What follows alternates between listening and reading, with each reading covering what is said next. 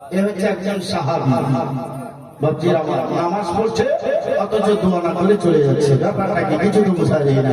সাহাবীরা বলছে হ্যাঁ রে, আমরা তো নামাজ পড়ছি দোয়া করছি কিন্তু এই দোয়া না করে চলে যাচ্ছে, ব্যাপারটা কি একে বলতে হবে, একে জানতে হবে, নাহলে কিন্তু হবে।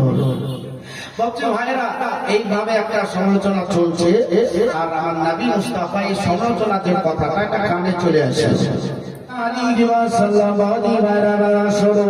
আমার নবী মুস্তাফার কথা বলতে আছে আমার নবী মুস্তাফা সাল্লাল্লাহু আলাইহি ওয়াসাল্লাম সে সাহাবীদেরকে নামাজ পড়াতেন, সাহাবীদেরকে আলোচনা করেছেন। আমার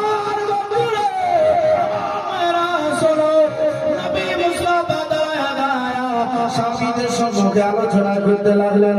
ও সাহাবীরা রে, আমি নবী মুস্তাফা বলতে আছি তোমরা সরো সরো। সাহাবীরা চুপচাপ বসে বসে শ্রবণ করতে আরম্ভ করলেন। সাহাবীরা নবী মুস্তাফার কথাটা শুনতে আরম্ভ করলেন। আমার নবী মুস্তাফা সাল্লাল্লাহু আলাইহি ওয়াসাল্লাম ওই জায়গায় বলতে বলতে একটা সময় চলে এসেছিল। আমার নবী মুস্তাফা তাদের ছুটি দিয়ে দিল। আমার নবী মুস্তাফা আবার পুনরায় নামাজের টাইমে নামাজটা আদায় করেছিলেন সাহাবীদের নিয়ে। আমার নবী মুস্তাফা সাল্লাল্লাহু আলাইহি ওয়াসাল্লাম যখন নামাজটা পড়াইলো, নামাজটা পড়ায় কত সাহাবীরা আসার পরে আমার নবী মুস্তাফার পিছনে নামাজটা আদায় করে দেয়। আপনি কোন সাহাবীরা নামাজটা ছাড়ে নাই, নবী মুস্তাফা জামাত ছাড়ে নাই, নবী মুস্তাফার পিছনে নামাজটা পড়বার জন্য তারা অনেকক্ষণ থেকে ইন্তজার করতে আছে। নবী মুস্তাফা আসার পরে তাদেরকে নিয়ে নামাজটাকে আদায় করে নিল। আপনি ভাইরা এভাবে কয়েকদিন নামাজটা চললো, কিন্তু একজন সাহাবীর দিকে একটু ভালো করে আমার পাশে ও সাহাবী আমার নবী মুস্তাফার পিছনে নামাজটা আদায় করে, কিন্তু বাকিরা আবার নামাজটা যেমন শেষ হয়ে যায় নবী মুস্তাফার সঙ্গে দোয়া না করে ও সাহাবী আপনার মসজিদ ছেড়ে বের হয়ে চলে যায়। এইভাবে কয়েকজন সাহাবীরা দেখলো ও সাহাবীরা আপনার নিজের মধ্যে গুণগান করতে লাগলো, আমরা নবী মুস্তাফার পিছনে নামাজটা পড়ি, আমরা নবী মুস্তাফাকে ইত্তেদা করি, আমরা নবী মুস্তাফার সঙ্গে হাত হাত ধরে দোয়া করি।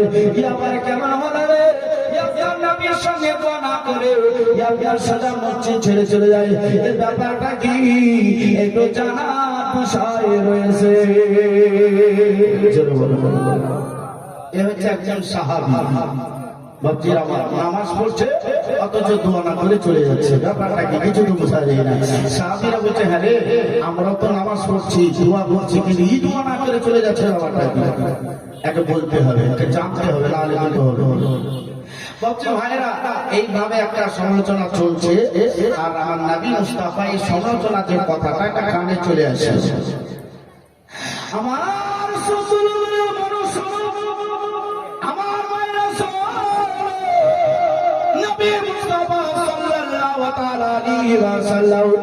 সাহাবীদেরকে ডাকার পরে বলতে আছে সাহাবীরা, আমি তোমাদেরকে বলতে আছি শোনো, যে সাহাবীদেরকে তোমরা সমালোচনা করতে আসো তোমরা কেউ কিছু বলবে না। আমি নবী মুস্তাফা তাকে ডাকার পরে সবকিছু বলে দেব। আমার নবী মুস্তাফা সাল্লাল্লাহু আলাইহি ওয়াসাল্লাম দায়িত্ব নিয়ে নিলেন। দায়িত্ব নেওয়ার পরে নবী মুস্তাফা নামাজটা শেষ করে বলতে আছেন সাহাবী, তুমি আমার সঙ্গে দুটো আলোচনা করবারই যাবে। ও সাহাবী দেখেন সেই যে নামাজটা করলো, সেই যে নবী মুস্তাফার সঙ্গে দোয়াটা করলো, নবী মুস্তাফা আরজি করেছেন তাই বসে আছে। আমার নবী মুস্তাফা এবার সঙ্গে নিয়ে বসে গেলেন, ভাই ভাই সাহাবীর সঙ্গে বসে আলো। আমার নবী মুস্তাফা বলতে আছেন, ও সাহাবী তুমি নামাজটা আমার পিছনে পড়ো, দোয়া না করে বাড়ি চলে যাও, ব্যাপারটা কি? যখন এই কথা বলো সাহাবীর চোখে ঝরঝর করে পানি ঝরতে লাগলো। ও সাহাবী আপনার কাঁদতে আরম্ভ করলো। নবী আমার তার মাথায় হাতটা বুলিয়ে বলতে আছেন, কেন তুমি কাঁদো? কি এমন কথা বলেছি তুমি কাঁদতে আসো? ও সাহাবী কাঁদতে কাঁদতে নবী মুস্তাফার পায়ে উঠিয়ে যায়। আমার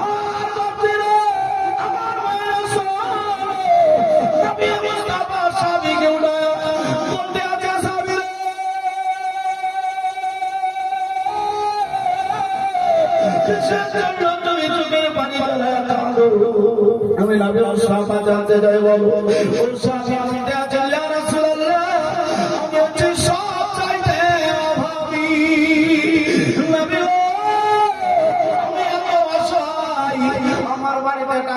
পয়সা নাই, আমার বাড়িতে কিছু না। ইয়া রাসূলুল্লাহ, আমি আমার জীবনে একটা কর্ম কাজ করি, কাজটাকে আপনার সম্মুখে বলতে আছে। এবার শোনো, আমার নবী মুস্তাফার সম্মুখে বলতে আছে। কয়েকজন সাহাবীরা বসে রে, সাহাবীর কথাটা শুনতে আছে। সবে বলতে আছে, ইয়া রাসূলুল্লাহ, ফজরের নামাজটা আপনার পিছনে পড়ি, পড়ার সঙ্গে সঙ্গে আমি মসজিদ ছেড়ে জঙ্গলের দিকে চলে যাই, সারাদিন লকড়িটা কাটি। ইয়া রাসূলুল্লাহ, যেহেতু পেট আছে, পেটের পূজা করতে হবে। আমি জঙ্গলে থাকতে থাকতে জোহরের আজানটা আমার কানে পৌঁছাই। আমি জোহরের আজান যখন শুনতে পাই, ওই লকড়িগুলা বোঝা হয় না, রেখে দিয়ে আপনার পিছনে নামাজ পড়তে চলে আসি। নামাজটা পড়ার পরে আবার কোরআন আকারে লকড়িগুলা তাড়াতাড়ি গুছিয়ে নিয়ে আমি আবার বাজারের দিকে বিক্রি করার জন্য চলে যাই। বাজারে বিক্রি করতে করতে যদি আসলে টাইম হয়, লকড়িগুলা বিক্রি হয় না, আমি তাড়াতাড়ি আপনার পিছনে নামাজ পড়ার জন্য চলে আসি। ইয়া রাসূলুল্লাহ, মাগরিবের আগে যদি বিক্রি হলো তো ভালো, না হলে সেই লকড়িগুলো আবার বাজারে সেইভাবে থাকে। এসার টাইমে নিজের বাড়িতে আসার করে রাখি, সেই দিনকে আমার বাড়িতে চাল চলা কিছু হয় না। নবীও সেই দিন আমরা পানি পান করে আমরা বিছানায় ঘুমিয়ে যাই। ইয়া রাসূলুল্লাহ, বাড়িতে ছোট ছোট কয়েকটা বাচ্চা আছে, বাচ্চারা মায়ের কাছে খাবার চাই, কিন্তু বাড়িতে খাবার নাই যে তাদেরকে খাবার দেবো। আজকে এরকম কিছু নাই গো, সেই খাবার তাদের মুখে একটু তুলে দেবো। বাচ্চাদের মাথায় হাত বুলিয়ে বুলিয়ে ইয়া রাসূলুল্লাহ আপনার নামে নাক পড়তে পড়তে ওই বাচ্চাদেরকে ঘুমিয়ে দিই। সারা রাত কোনো মতেই ঘুমাইতে পারে না, কারণ যে এক গ্লাস পানি থেকে সারা রাত্রি কেটে যায়। আবার ফজর অপেক্ষা করি, ফজরের নামাজটা পড়ি, আবার জঙ্গলের দিকে চলে যাই। আমার বাড়ির খবরটা যখন আপনি জানতে পারলেন, নবী ও আপনার কাছে মাল চাইতে আছি, আপনি আমাকে মেহেরবানি পূর্বক মাল দেন। কত গরিব, কত অসহায় আমার বাপজি ভাইরা নবী মুস্তাফার সম্মুখে বললেন। নবী আমার ওর দিকে তাকাই তাকাই বললেন, সাহাবী, তুমি আমার কাছে মাল চেয়েছো, মাল তুমি চাইও না, মাল তোমাকে দেবো না, মাল তোমাকে দিব না, মাল তুমি চাইও না। তিনবার বললেন। বাপজি ভাইরা আমার সোনালালেরা, ওর সাহাবী মনটা খারাপ করে আপনার বাড়ি ঘরে চলে গেল, কাঁদতে কাঁদতে গেল। বিবি জিজ্ঞাসা করছে, তোমার চোখে পানি কেন? তুমি তো নবীর পিছনে নামাজ পড়তে গিয়েছিলে, আজকে তোমার চোখে পানি কিসের জন্য?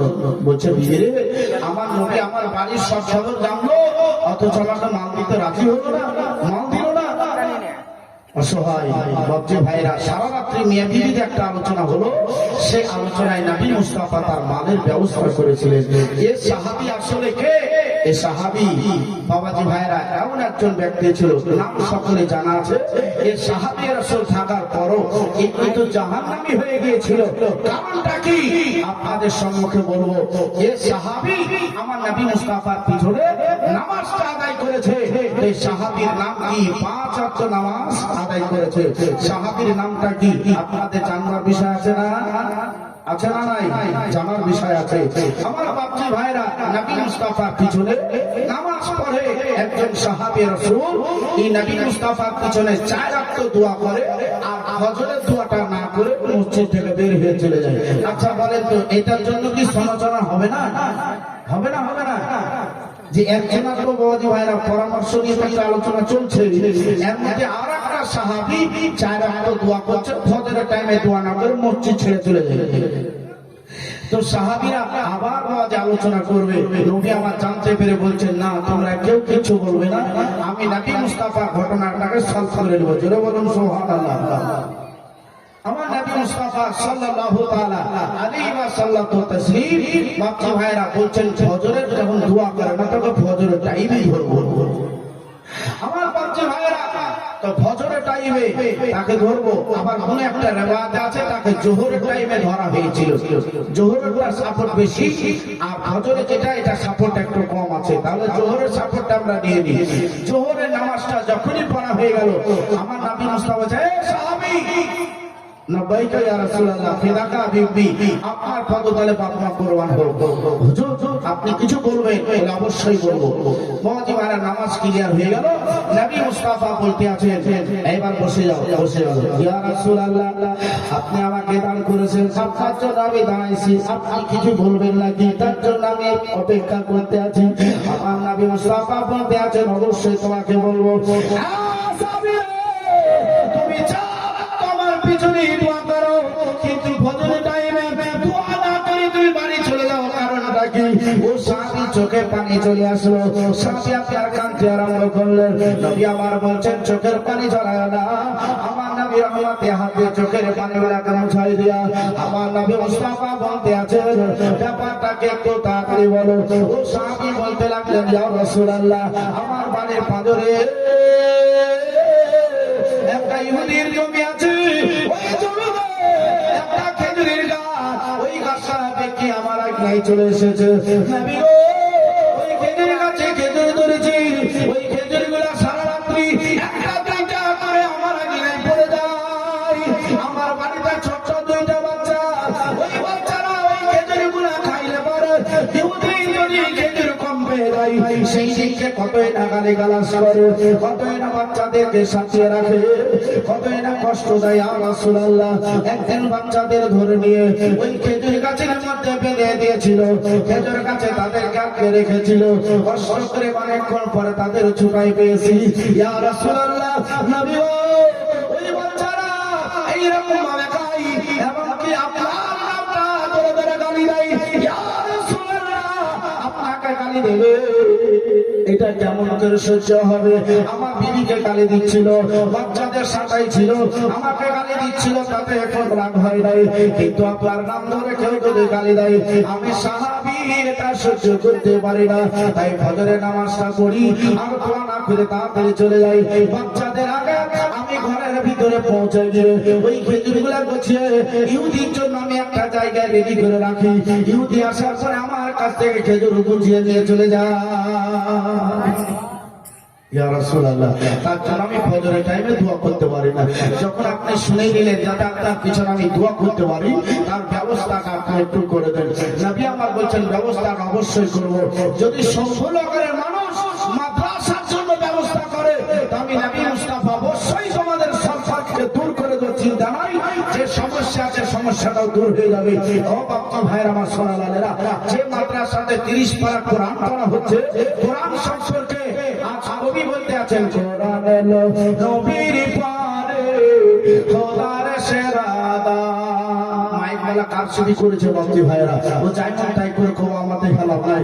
কোরআন এলো নবীর পারে খোদার সেরাদা, মাথায় তুলে রাখো মাথায় তুলে রাখো খোদার পবিত্র কোরআন এলো নবীর পারে খোদার সেরাদা। কোরআন খোলো ওযু করে কেবলা মুখে বসে, কোরআন খোলো ওযু করে কেবলা মুখে বসে। কোরআন পড়লে গুনাহ জানে, কোরআন পড়লে গুনাহ জানে, পানির মাথা ঝরে। কোরআন এলো নবীর পারে খোদার সেরাদা। এই কোরআন কত বড় চক্রই থেকে বাবা, তাহলে আমাকে কাজটা তো করতে হবে। ও সাহাবী তুমি আজকে তোমার নবীকে গালি দিচ্ছে বলে আজকে তুমি দোয়া না করে চলে যাও, কিন্তু ফজরের যে গুরুত্ব সেটা বলতে আছি শোনো। ফজরের নামাজটা পড়ার পরে তোমরা কেউ বের হবে না, তোমরা ফজরের নামাজটা পড়ি নবী মুস্তাফা সাল্লাল্লাহু তাআলা আলাইহি ওয়াসাল্লাম তো তাসলিমকে গালি দেয়। সাহাবী বলছেন নবী আপনাকে কেউ গালি দেবে, আমি সাহাবী কেমন করে সহ্য করতে পারি? আপনাকে খারাপ বলবে আমি কেমন করে সহ্য করতে পারি? কারণ যে আমার নবীর ভালোবাসার রক্ত আমার শরীরে বইতে আছে। আমার মায়েরা সাল্লাল্লাহু তাআলা আলাইহি তাসলিমকে কেউ যদি কিছু বলে দেয় আমরা আহলে সুন্নাত ওয়াল জামাত তাকে বরদাস্ত করতে পারি না। জোরে বলুন আড়াইশো দিয়েছে বেনামি আল্লাহ কবুল করে। আমার মুসলমান শোনো, তাই বলতে আছেন ইয়া রাসূলুল্লাহ আমি ফজরে যে গুরুত্ব আছে সেটা আপনার কাছ থেকে শুনতে যাই। সম্ভলা করে মানুষেরা বসে আছে শুনবে। আমার বাচ্চারে ফজরের নামাজটা পড়ার পরে মসজিদ ছেড়ে যেতে নাই। মসজিদ ছেড়ে কেমন করে যাইবা? আমার নবী মুস্তাফা বলেন মসজিদে ফজরের নামাজটা হলো দোয়া করার পরে মসজিদটা ছাড়বে না। তোমরা কিছু জিকির আজকার করো, ওই জায়গাতে কোরআন তেলাওয়াত করো। কোরআন তেলাওয়াত করতে করতে যখন সূর্যখান আসমানে উঠবে তখন মসজিদটা ছেড়ে দিয়ে তোমরা তোমাদের কাজের দিকে চলে যাও। কিন্তু সাহাবী অন্যান্য সাহাবীরা তো সেই কাজটাই করে, কিন্তু সাহাবী আপনার দেখেন এইভাবে চলে যায়। আমার নবী মুস্তাফার তাকে কিছুই বললেন না। আপনার বাচ্চা ভাইয়েরা বাড়ি চলে গেছে, আপনার বাড়ি রাত্রে শুয়ে গেল, রাত্রে আপনার আরাম করতে আরম্ভ করলো। আচ্ছা বলেন তো বাচ্চি ফজরের টাইমে আগে মসজিদে মুসল্লি যায় নাকি মুয়াজ্জিন? কে আগে যায়? মসজিদে কে আগে যায়? মুয়াজ্জিন সাহেব। এবার বলতে আছে শোনো, আমার নবী মুস্তাফা সাল্লাল্লাহু তাআলা আলাইহি ওয়াসাল্লাম তাসলিমের মুজিজা শোনো, একবারে টাটকা মুজিজা, জিন্দা মুজিজা শোনো। ও সাহাবী আপনার বাড়িতে আরাম করতে আছে, ওই মুয়াজ্জিন মসজিদের ভিতরে চলে যায়। যাওয়ার পরে আগে নিজে বজে খবরটা লাগায়। যাওয়ার পর ওযু বানায়, ওযু বানিয়ে লাই। ওযু বানানোর পরে এবার বলতে মাইকটা ঠিকঠাক দেখে নিল, দেখার পরে কানে হাত দিচ্ছে আল্লাহু আকবার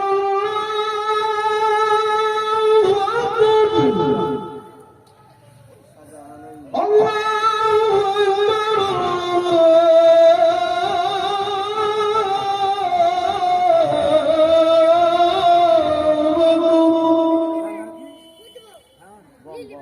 أشهد أن لا إله إلا الله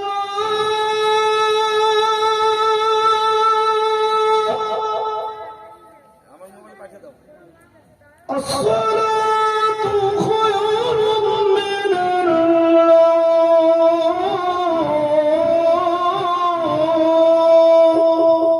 قولنا سبحان الله আমার বাচ্চা ভাইরা যখন আসসালাতু খায়রুন মিনান নাম হয়ে যায় তখন কি নামাজি বিছানে থাকে নাকি বিছান ছেড়ে মসজিদের দিকে যায়? মসজিদের দিকে চলতে লাগে। মাশাআল্লাহ। তাহলে আমরা এখানে অনেকে আছি বিছান ছেড়ে, আবার অনেকে বিছানকে আটকে সেটা ধরি না, ধরে নাই বাবা। তাহলে চলে আসো, বলেন তো যখন মুয়াজ্জিন সাহেব ডাকে তখন আপনারা বাড়ি থেকে যখন বের হন, বাড়ির জিনিস দেখে বের হন না এমনি দরজা খুলে হাঁটতে লাগেন? দরজা খুলে হাঁটতে লাগেন না? না বাড়ি কিছু দেখেন, আমার কিছু চুরি হলো কিনা, কিছু ঠিকঠাক আছে না, এগুলো দেখেন কি? অত দেখার সময় নাই তো। মুয়াজ্জিন ডেকেছে, বাড়ি থেকে দরজা খুলে হাঁটতে লাগেন মসজিদে। হুমায়ুন শেখ 20 কেজি গম দিয়ে চালা কবুল করেন। আমার বাচ্চারা তো ওই রকম ভাবে সাহাবী রাসূল বাচ্চারা আমার যখন মসজিদে মুয়াজ্জিন ডেকেছে আপনার দরজাটা খুলে টুক টুক করে হাঁটতে আরম্ভ করলো। হাঁটতে হাঁটতে দেখেন মসজিদে চলে আসলো। আসার পরে নবী মুস্তাফার পিছনে নামাজ পড়বে। আমার বাচ্চা ভাইরা শোনো, নবী মুস্তাফা সাল্লাল্লাহু তাআলা সোনার মদিনা, আমার নবীর পাগল দিওয়ানা, আমার নবী আশিক দিওয়ানা, সোনার মদিনা, আমার নবীর আছে দিওয়ানা। ও মা খালারা শোনো, আমার নবীর হাবিব দিয়েছে 500 টাকা, তুমি 100 মিনিট আল্লাহ কবুল করো। আমার নবী আশিক দিওয়ানা, সোনার মদিনা, আমার নবীর পাগল দিওয়ানা। মক্কা হবে মদিনার পদে,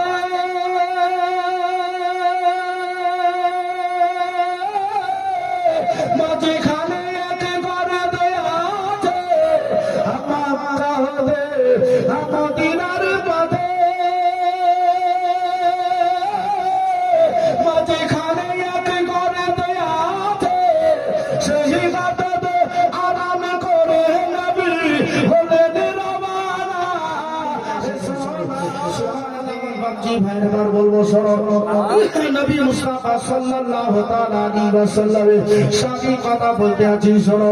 আমার মধ্যে আমার মায়ের শোনো, নবী মুস্তাফা সাল্লাল্লাহু তাআলা আলাইহি ওয়াসাল্লাম ঠিক টাইমে হুজরা মুবারক থেকে আমার নবী মুস্তাফা সাদা করে মেম্বারের কাছে যাওয়ার পরে আমার নবী মুস্তাফা একবারে কাছাকাছি যাওয়ার পরে একবার বসে তাকবীর পড়ার পর নবী আমার দাঁড়িয়ে নামাজটাকে আদায় করতে শুরু করলেন। আচ্ছা ফজরে নামাজ কত রাকাত পড়তে হয়? কত রাকাত? 4 রাকাত। 2 রাকাত ফরজ আর 2 রাকাত সুন্নাত। তো ফরজ যদি চালু হয় আর সুন্নাত ছেড়ে দিয়ে যদি জামাতে শামিল হয়ে যায় তো ওই সুন্নাতটা কখন পড়তে হবে জানা আছে? জানা নাই। একটার মধ্যে টাইম আছে, সেই টাইমটাকে ফলো করতে হবে, তবেই হবে, নচেত হবে না। আমার মুসলমান নবী মুস্তাফা সাল্লাল্লাহু তাআলা আলাইহি ওয়াসাল্লাম তাকবীর তালিমা করে আমার নবী মুস্তাফা নিয়াত করে আমার দেখেন সাবিদের ইনি নামাজটা করতে লাগলো। 2 রাকাত নামাজ, এই 2 রাকাত দেখেন জামাতে সেই আদায় হয়ে গেল। আমার নবী মুস্তাফা ডান দিকে আসসালামু আলাইকুম আসসালামু আলাইকুম করে নামাজটা যখন শেষ হয় এবার সাহাবী এখন উঠে চলে যাবে। তারা আমার নবী মুস্তাফা ওই সাহাবীকে বলতে আছে, ও সাহাবী আজকে তুই বাড়ি যাবে না। নবী মুস্তাফা আমি কিছু বলবো তোমাকে বসে অবশ্যই শ্রবণ করতে হবে, তোমায় শুনতে হবে রে, তুমি চুপচাপ বসে যাও। এবার দেখেন বসে নামাজটা ক্লিয়ার হয়েছি। নবী আমার জিকির আজকার তসবিহ করার পরে বাচ্চা হাতটা তুলে দোয়া করলেন। দোয়া করে আমার নবী মুস্তাফা নিয়ে একটু আলোচনা করে যখন সূর্যটা উঠলো তখন তাদেরকে ছেড়ে দেওয়া হলো। তারা আপন আপন বাড়ির দিকে যাইতে লাগলো। আমার বাপজি ও সাহাবী বলতে আছেন আজকে নবীর সঙ্গে ছিলাম, হয়তো আমার বাচ্চার না কত কষ্ট, হয়তো আমার নবীকে এখন ইহুদি গালি পড়তে আসি। এইরকম বাবাজি ভাইরা দেখেন তাড়াতাড়ি পাটাকে চালিয়ে যখন দরজার কাছে যাইবে ওই দরজার পা ধরে ইহুদি মাথা ধরে চুপচাপ বসে বসে কাঁদে। ইহুদি কাঁদছে, ব্যাপারটা কি আশ্চর্য। আমার বাপজিরা ইহুদি কাঁদতে আছে, বুঝে ইহুদি क्या बात है, বোঝাই रो रहा है क्यों? तो বলছে যাবে ও সাহাবী তোমার বাড়িতে তো খেজুরের গাছ ছিল না, কিন্তু এখন তোমার বাড়িতে খেজুরের গাছটা কেমনে আইলো আমি তো বুঝতেই পারি না। আমার যে খেজুরের গাছটা আছে সেটা কোথায় যাবে? ওটা দেখার পরে আশ্চর্য নবী মুস্তাফার কাছে দৌড়ে যাই, বলতে আছেন হাবিবি ইয়া রাসূলুল্লাহ আপনার পদতলে বাপ্পা কুরবান হোক। নবী গো আমি আশ্চর্য দেখে আপনার কাছে পুনরায় ছুটে চলে এসেছি। যেই গাছটা আজকে দেখা হয়ে আমার আগে নাই ফলগুলা খসে খসে পড়তো, আপনাকে গালি লাগাইতো, ওই গাছটা দেখতে পাই না। আমার আঙিনার ভিতরে শ্বাস হয়ে আছে। আমার নবী মুস্তাফা সাল্লাল্লাহু তাআলা আলাইহি ওয়াসাল্লাম হাতটা তুলে দোয়া করেছেন, আল্লাহ যেই গাছের কারণে তোমার নবীকে গালি খেতে হয় আর সাহাবীর জিকির আজকার বন্ধ হয়ে যায় ওইটা কোনো মতেই সম্ভব নয়। আল্লাহ ওই গাছটাকে চাবির আগে সাত করে দাও। যখন এই কথাটা নবী আমার বলেছে আল্লাহ রব্বুল আলামিন আজকে ফারিস্তা মারফত সেই গাছটাকে চাবির আগে সাত করে দেওয়া হয়েছে। ও মুসলমান আমার নবী মুস্তাফা বললেন যাবি তোমার ফেতরা খাবার কোনো অসুবিধা নাই, তুমি আরাম করে তোমার সংসার নিয়ে তুই চালাও। ওই যাবে বলতে আছি নবী মুস্তাফার সঙ্গে আদল করেছি, নবী মুস্তাফার সঙ্গে সঙ্গে নবী মুস্তাফার সাথে আছি। কারণ যে দেখেন নদী এলাকা নিয়ে একটা যুদ্ধের ব্যাপার, যুদ্ধের ব্যাপারে আমার নবী মুস্তাফা একটা খন্দকের ব্যবস্থা করেছিলেন। 10 জন সাহাবীরা সেইভাবে দেখেন নদী কাজ করে, কিন্তু আমার নবী মুস্তাফা বলেছেন শোনো তোমরা খন্দকের কাজ করবে অল্প সময় রয়েছে 24 ঘন্টার মধ্যে মধ্যে 22 ঘন্টা তোমরা কাজ করবে, 2 ঘন্টা ইবাদত আর খাওয়ার জন্য, বাকি তোমরা কাজ করবা। কিন্তু শোনো শোনো, যেই দিন তোমরা এখানে জয়েন করে দেবে সেই দিন থেকে আর বাড়ি যাওয়া যাবে না। আমাদের কাজ করতে আসবা, কিন্তু সব বাড়িতে ভুলে পেয়ে সব চলে আসবা। আপন আপন বিবিদের বলতে লাগলো, বিবি রে আজকে চলে যাচ্ছি, কখন আসবার কোনো গ্যারেন্টি নাই, তবে আল্লাহর কাছে দোয়া করো, যদি শহীদ হয়ে যাই তাহলে তুমি শহীদের বিবি হয়ে হাসর ময়দানে তোমার সঙ্গে সাক্ষাৎ করবো। বলুন সুবহানাল্লাহ। সে আপনার মাকে বলেছে, মা আমার জন্য দোয়া করো, আমি নবীর কথাই চলে যাচ্ছি, নবীর কাজ করে ইসলামকে বাঁচাবার উদ্দেশ্যে যুদ্ধ করবো, যদি শহীদ হয়ে যাই তাহলে তুমি একজন শহীদের মা হয়ে যাবে, হাসর ময়দানে তোমার সঙ্গে সাক্ষাৎ হবে রে মা, জান্নাতে গিয়ে আরামে গল্প করবো। বলুন সুবহানাল্লাহ। আমার বাপজি ভাই শোনালাম, এইভাবে আপন আপন সকলে বলে সবাই কিন্তু চলে এসেছে। মুসলমান কাজ চলতে লাগলো, 10 জন করে কাজ চলতে লাগলো। মুসলমান 10 জন আর যেখানে একটা কম হয়ে যায়, নবী আমার সেখানে যাওয়ার পরে সাপোর্ট করেন, নবী আমার সেখানে যাওয়ার পরে প্রযুক্ত হয়ে যায়।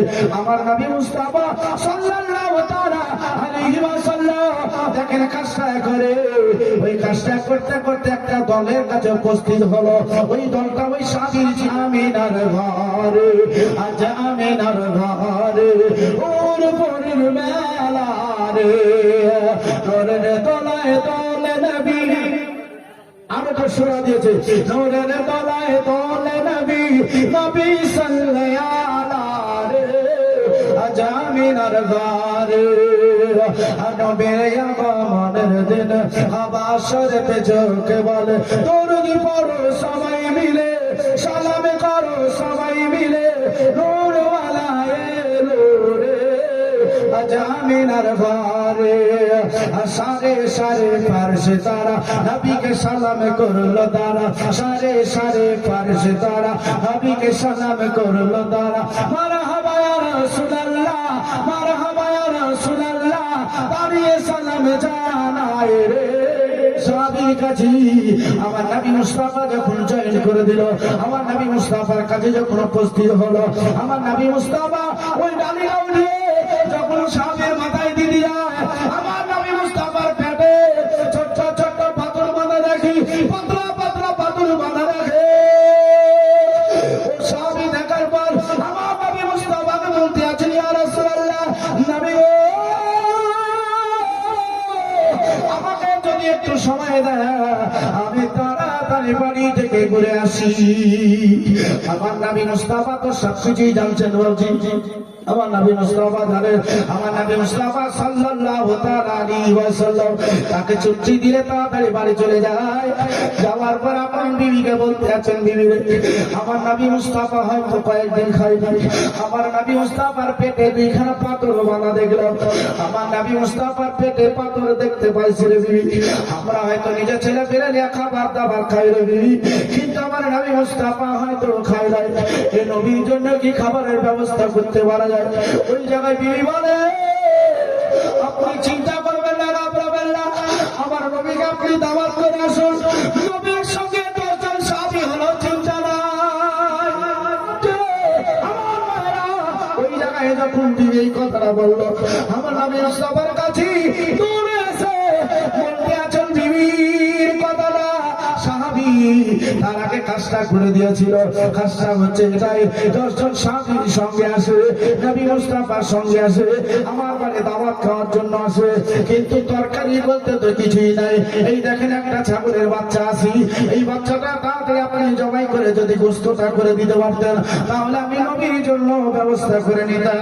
ওখান থেকে নবীকে দাওয়াত করার জন্য চলে আসছে, কিন্তু যখন ছাগলটা জবাই করে ভাব, তো ওই জায়গাতে ছোট্ট ছোট্ট 7 আর 8 বছর 2 এরকম বাচ্চা ওখানে দাঁড়িয়ে দাঁড়িয়ে দেখেছে। বাবজি ভাইরা ছোড়াটাও দেখেছে কেমন করে গলায় লাগাতে হয়, এটাও দেখে নেওয়ার পর যখন বাপ সেখান থেকে বলে ভারে হয়ে চলে গেল নবী মুস্তাফা